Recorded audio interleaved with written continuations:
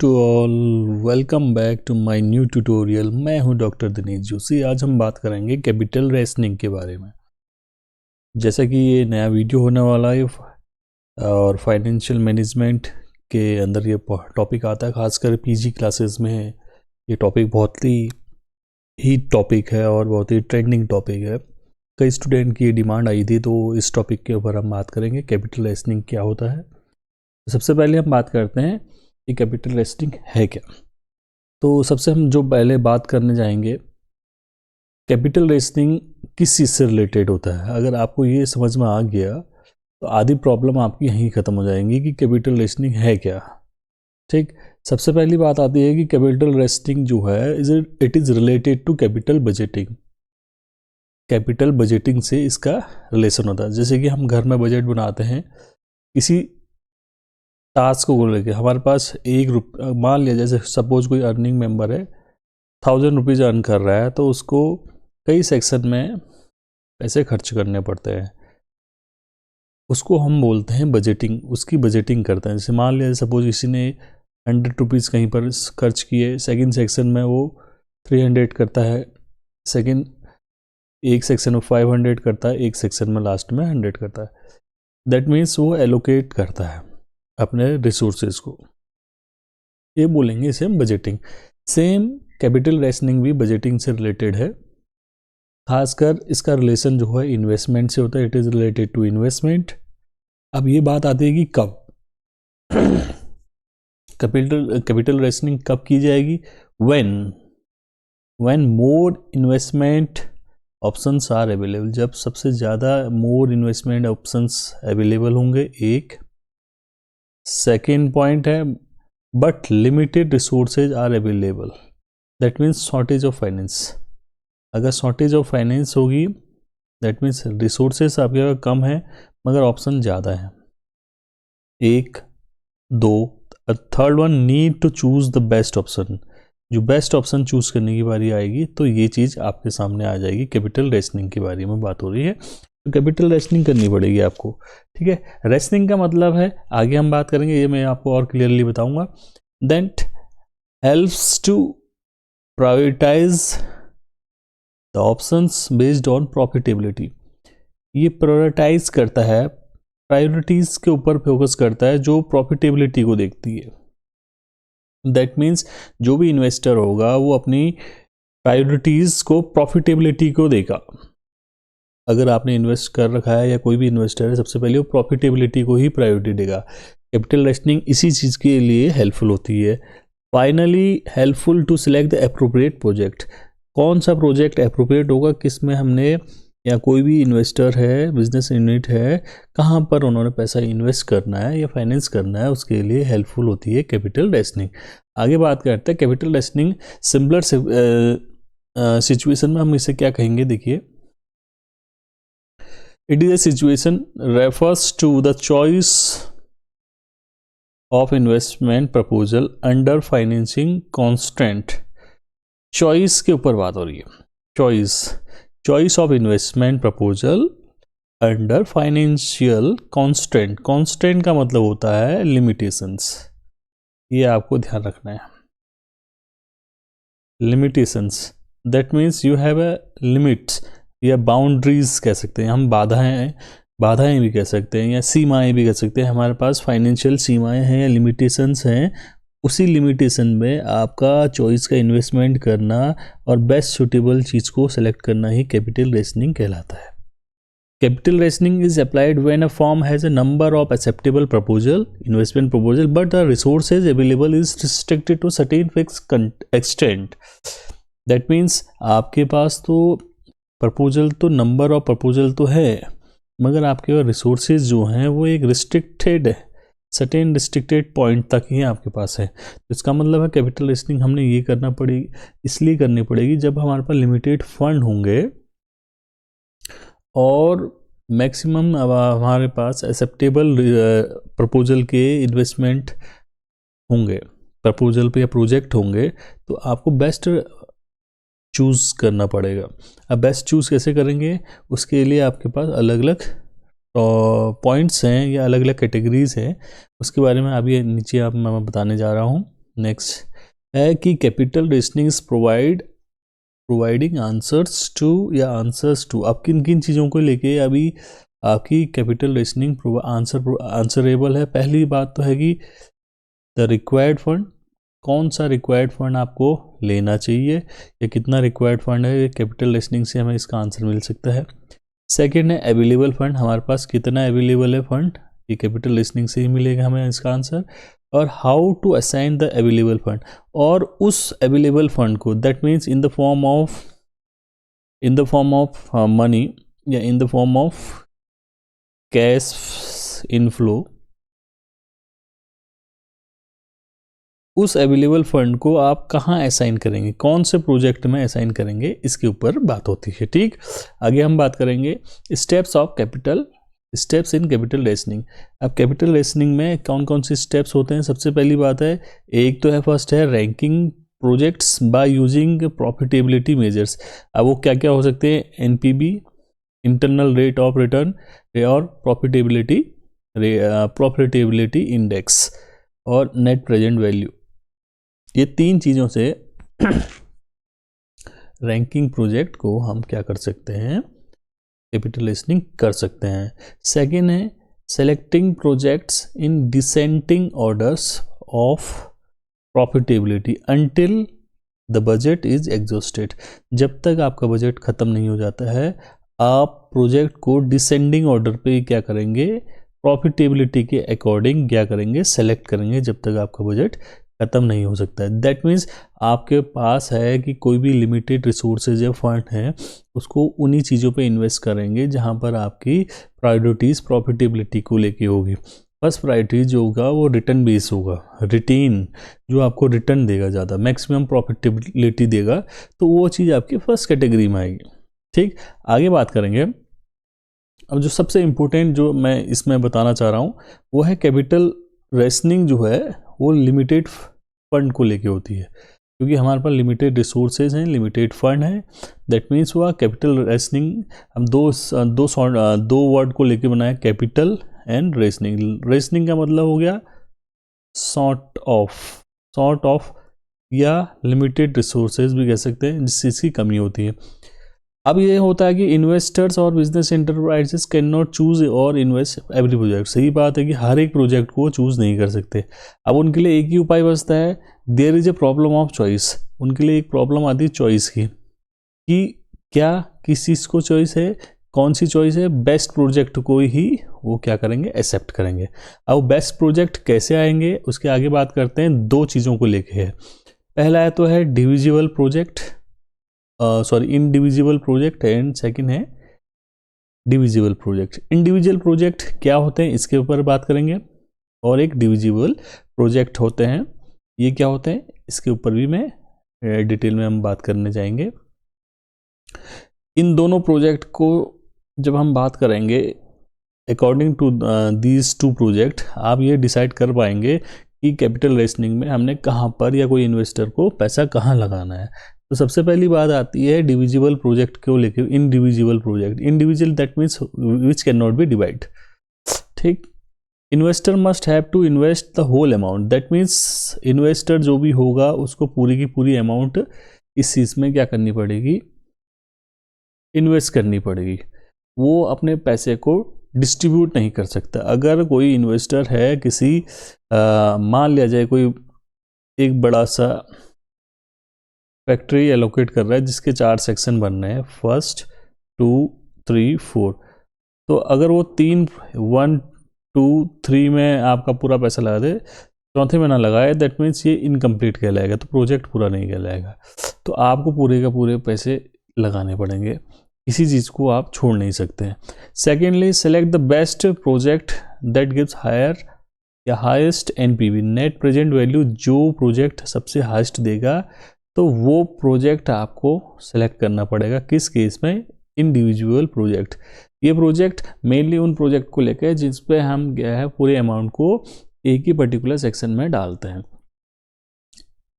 Secondly, in case of divisible project, वो divisible project कौन से होते हैं जिसमें हम बांट सकते हैं अपने पैसे को अकॉर्डिंग टू योर नीड और प्रायोरिटीज़ के लिए। सबसे पहली बात है investor can invest partially. Partially कैसे होगा, मैं आगे आने वाले पॉइंट्स में बताऊंगा कि कैसे हम अपने पैसे को पार्शली डिस्ट्रीब्यूट कर सकते हैं। Second, ranking way to select the best project. आप इसमें रैंकिंग देंगे रिगार्डिंग देयर प्रॉफिटेबिलिटी इंडेक्स। आप इसमें क्या निकालेंगे, पीआई निकालेंगे, प्रॉफिटेबिलिटी इंडेक्स। कैसे निकाला जाता है मैं इसी वीडियो में आपको बताना चाहूँगा। आगे हम बात करते हैं। देखिए अब कुछ बात आती है फैक्टर्स की। Factors leading to capital rationing. Capital rationing के लिए कौन कौन से ऐसे फैक्टर्स होते हैं जो इम्पोर्टेंट होते हैं। दो फैक्टर्स हैं, एक तो है इंटरनल फैक्टर्स और दूसरा है एक्सटर्नल फैक्टर्स। इंटरनल फैक्टर्स में कुछ पॉइंट्स हैं आपको हमेशा नोट करने पड़ेंगे, क्योंकि अभी कभी आपसे कोई पूछ ले या कभी आप कल के दिन एमबीए या कोई और एग्जाम देंगे या कोई आपका इंटरव्यू होगा या वाइवा होगा, उस केस में आपसे पक्का पूछते हैं कि what are the factors that leading to the capital rationing. आपका आंसर होगा दो factor, internal factors and external. At least दो आपको, at least you have to write और at least you have to remind two factors of both.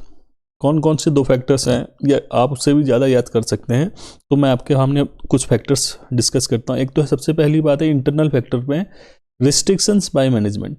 कई बार क्या होता है कैपिटल रेशनिंग में जो लिमिटेशंस हैं बजट की, क्योंकि आपके पास ये लिमिटेशन है या शॉर्टेज है, आप सॉर्ट ऑफ जो है किसके थ्रू भी हो सकता है, रिस्ट्रिक्शन बाय मैनेजमेंट। मैनेजमेंट ने रिस्ट्रिक्शंस लगा रखी है, तब आपका एक फैक्टर है कि जो कैपिटल रेशनिंग आपको करनी पड़ रही है।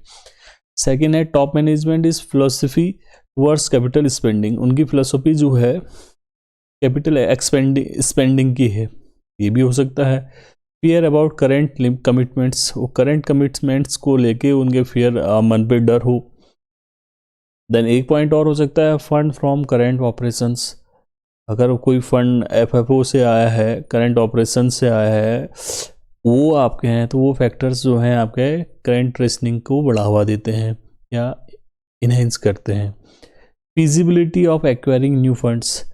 आपकी फिजिबिलिटी एक्वायर करने, न्यू फंड्स को एक्वायर करने की फिजिबिलिटी जो है वो क्या होगी, आपकी कैपिटल रेशनिंग को क्या होगी, ज़्यादा मोटिवेट करेगी। ये तो हो गए आपके क्या इंटरनल फैक्टर्स जो कैपिटल रेशनिंग को क्या करते हैं, इफेक्ट करते हैं। देन सेकेंड पॉइंट आता है कि एक्सटर्नल फैक्टर्स। एक्सटर्नल फैक्टर्स में एक तो है खुद ही एक्सटर्नल फैक्टर्स हैं, कई फैक्टर्स हो सकते हैं जो इसमें एक फैक्टर है कि आपके गवर्नमेंट की रेगुलेशन है। गवर्नमेंट रेगुलेट करती है कई चीज़ों को, जहाँ पर खासकर जैसे सेबी है, नेशनल स्टॉक एक्सचेंज बीएससी है या आरबीआई है, कुछ ऐसे चीज़ें हैं जो गवर्नमेंट के थ्रू रेगुलेट होते हैं।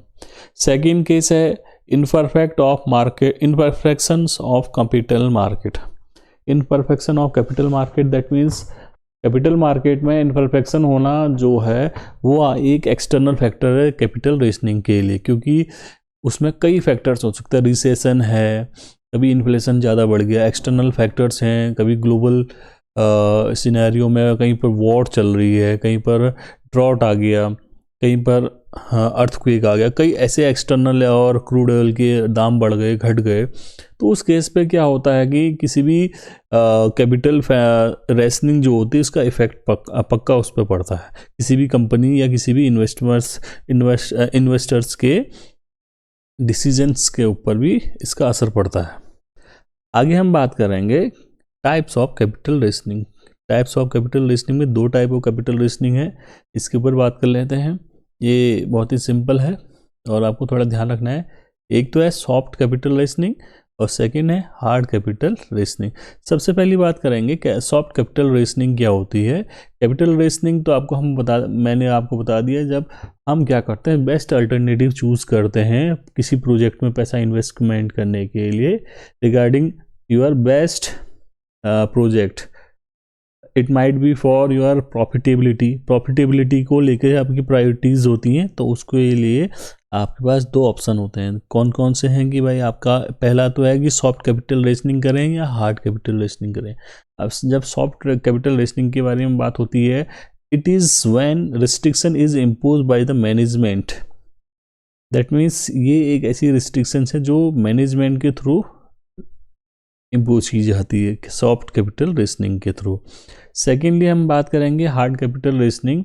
ये एक ऐसी सिचुएशन है is limited by external sources. That means it is a situation where firm faces strict, hard से मतलब है फर्म को strict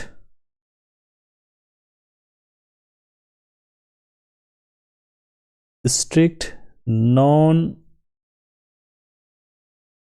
negotiable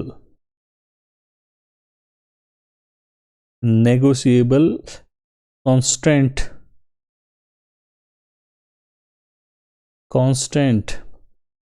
that means it is a situation, अभी हार्ट की बात हो रही है, हार्ट कैपिटल रेशनिंग के बारे में बात हो रही है। It is a situation where firms face strict और नेगोशिएबल कांस्टेंट, जब स्ट्रिक्ट और नॉन नेगोशिएबल कांस्टेंट फेस करने पड़ते हैं, क्योंकि आपको नेगोशिएबल या नॉन नेगोशिएबल दैट मीन्स जिसमें समझौता नहीं हो पाएगा, और स्ट्रिक्ट है, you have to follow it, that means कोई भी फ्लेक्सिबिलिटी नहीं है। Ability to obtain external financing, बाहर से पैसे को आप अपने कंपनी में लाने के लिए स्ट्रिक्ट और नॉन नेगोशिएबल लिमिटेशन को फेस अप करना पड़ता है, that is hard capital rationing होती है। सेम इसी का सॉफ्ट कैपिटल रेशनिंग इसका अपोजिट है, जहाँ पर आपको स्ट्रिक्ट की जगह फ्लेक्सिबल और नेगोशिएबल लिमिटेशंस होती हैं जो मॉडिफाई भी कर सकते हैं अकॉर्डिंग टू सिनेरियो, जब भी कोई ऐसी स्थिति आती है या सिचुएशन आती है, ठीक, according to the current situation. Sorry, अब नेक्स्ट टाइप में बात करते हैं एडवांटेज ऑफ कैपिटल रेशनिंग क्या होती है। एडवांटेज है, देखिए आपके पास एक तो सबसे पहले इम्पोर्टेंट है, क्योंकि ये पार्ट ही कैपिटल बजटिंग का है, तो बजट में हेल्पफुल है, इसमें कोई वेस्टेज की मतलब ही नहीं है, क्योंकि आप किसी चीज़ की रेशनिंग करते हैं तो आपको फंड को कहाँ कहाँ एलोकेट करना है ये आपको आना चाहिए। भाई आपके पास 100 रुपीज़ हैं, 100 रुपीज़ यहाँ पर 50 यहाँ इस प्रोजेक्ट में लगाने हैं, 20 यहाँ लगाने हैं, 30 यहाँ लगाने हैं, दैट मीन्स कोई वेस्टेज नहीं है, और बजटिंग भी आपकी प्रॉपरली मेंटेन हो जाएगी।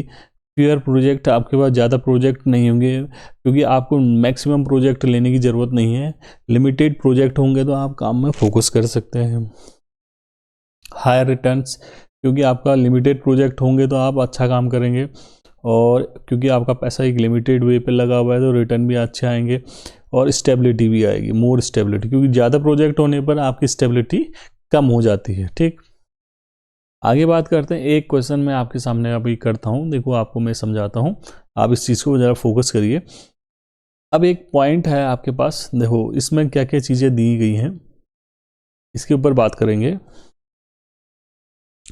हमारे पास यहाँ पर प्रोजेक्ट लिखा है, रिक्वायर्ड इनिशियल इन्वेस्टमेंट, कितना इनिशियल इन्वेस्टमेंट चाहिए हर एक प्रोजेक्ट के लिए, उनका नेट प्रेजेंट इनफ्लो जो है आपके पास रखा हुआ है, लिखा हुआ है। ये है प्रोजेक्ट ए से लेकर ई तक, ABCDE।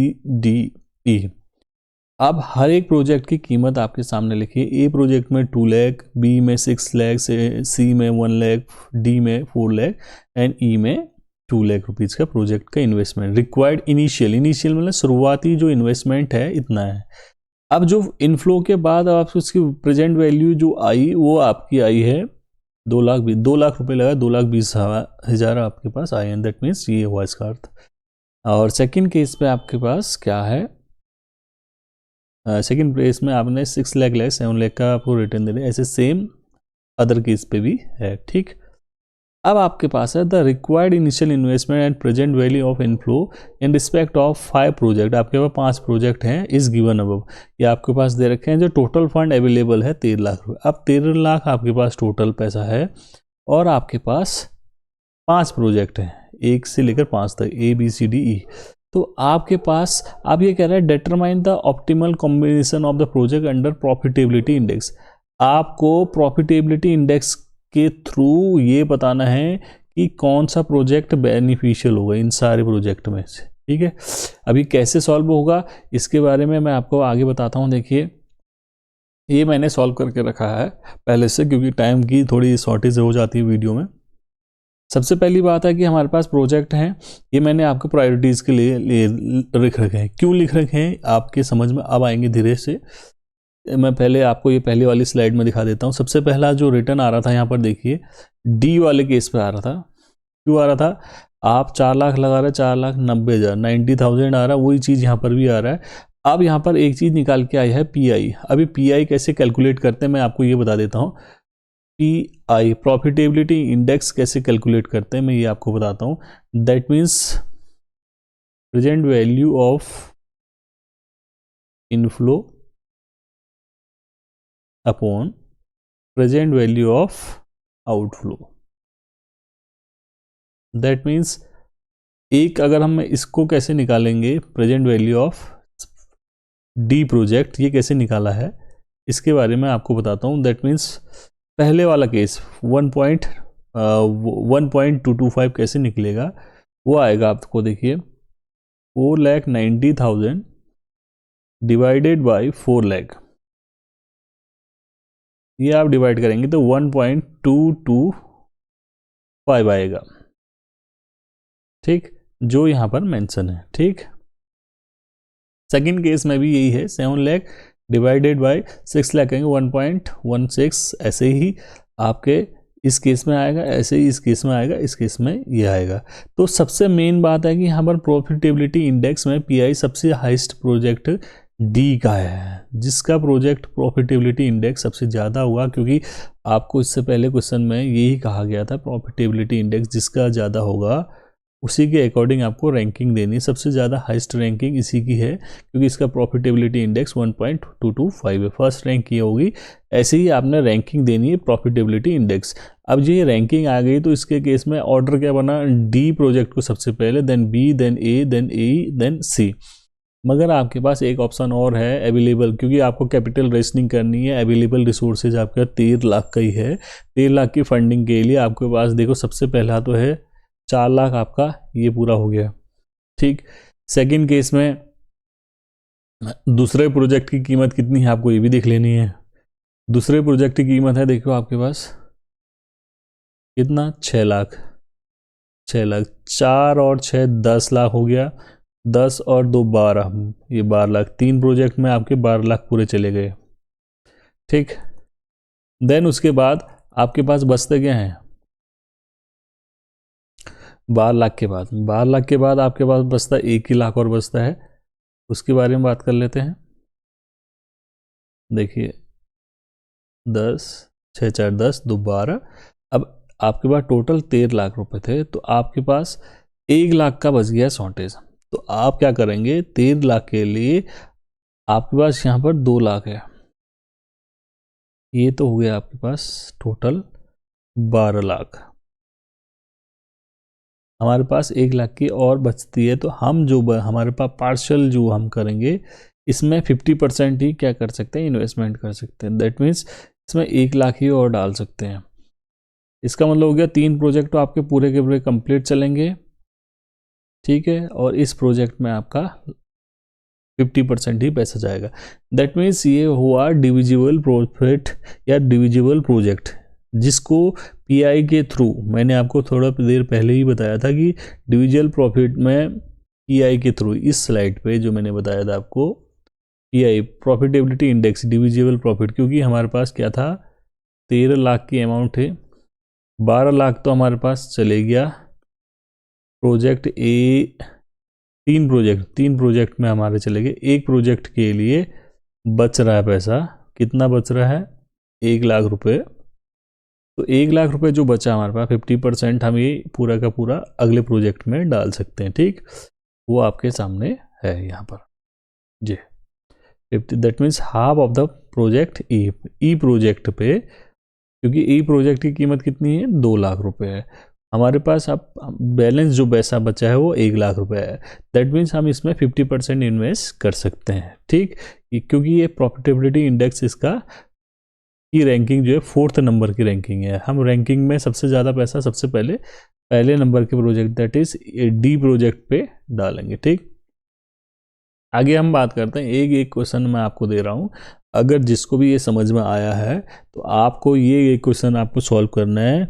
अगर कोई भी इस वीडियो को आप देख रहे हैं तो अगर आपके पास समझ में आ गया तो इस प्रोजेक्ट में इसकी रैंकिंग जो आपके सामने क्वेश्चन लिखा है कैपिटल रेशनिंग में, कैपिटल रेशनिंग से रिलेटेड ये क्वेश्चन है। एक कंपनी है फास्ट गोइंग प्लास्टिक कंपनी है विथ अ कॉस्ट ऑफ 10%, इसका कॉस्ट ऑफ कैपिटल जो है वो है 10% पे। इज कन्फ्रंटेड विथ 6 प्रोजेक्ट, अब उसका 6% प्रोजेक्ट है 2.5 लाख का, 2.5 लाख रुपए आपने लगाने हैं। The initial investment and return of each project, हर एक प्रोजेक्ट का इनिशियल इन्वेस्टमेंट आपके सामने लिखा हुआ है। 80,000 पहला, then 70, then 1 lakh, then 40,000, then 60,000, then 1 lakh 10,000, और रेट ऑफ रिटर्न भी आपके सामने लिखा हुआ है। तो आपको क्या बताना है, इसमें रैंकिंग देनी है, रैंकिंग देनी है कौन सा प्रोजेक्ट सबसे पहले आप चूज करेंगे। रैंकिंग देनी है अकॉर्डिंग टू देयर रेट, और आप सबसे पहले कौन सा चूज करेंगे, चॉइस आपकी होगी। आप चॉइस कैसी होगी मैंने आपको पूरे वीडियो में बता चुका हूँ, ठीक है। ये आपका एक होमवर्क रहा। तो आपको इस पूरे प्रोजेक्ट में या पूरे चैप्टर में जो समझ में नहीं आया होगा आप मुझे कमेंट लिख सकते हैं, ताकि मैं उसको और मॉडिफाई करूँगा। और आपके कोई भी अगर टॉपिक आपके इन टॉपिक से रिलेटेड या कोई भी वीडियो आपको चाहिए या प्रोजेक्ट असाइनमेंट चाहिए या कोई स्टडी मटेरियल चाहिए, आप मुझे बेझिझक कमेंट कर सकते हैं, ताकि मैं आपको ये चीज़ें प्रोवाइड कर सकता हूँ, ठीक। और मेरे चैनल को आप सब्सक्राइब कीजिए और ये चैनल को देखते रहिए, और ऐसे इंटरेस्टिंग वीडियो मैं डालते रहूँगा। और ये कई स्टूडेंट की डिमांड थी कि कैपिटल लिस्टिंग पे आप विजिट वो लाइए वीडियो, तो ये आपका वीडियो था। सिंपल से लास्टली और फाइनल जो है एक डिसीजन हम जो पहुँचे, कैपिटल लिस्टिंग जो है सिंपल से एलोकेशन ऑफ बजट है। अगर आपके पास लिमिटेड फंड है, उसको बेस्ट अल्टरनेटिव चॉइस, ये जो आपकी बेस्ट चॉइस होगी, बेस्ट प्रोजेक्ट का सिलेक्शन करना ही आपकी कैपिटल लिस्टिंग कहलाती है। कैपिटल बजटिंग का पार्ट है तो ये होना ही होना है, ठीक है। तो बने रहिए मेरे वीडियो पे, और thank you for watching. This is my YouTube channel link, आप चाहें तो इसमें फॉलो अप कर सकते हैं। दिस इज़ माई नंबर, आप पर्सनली कॉल करके या कोई व्हाट्सअप करके आप मेरे से कुछ चीज़ भी पूछ सकते हैं। Thank you, bye.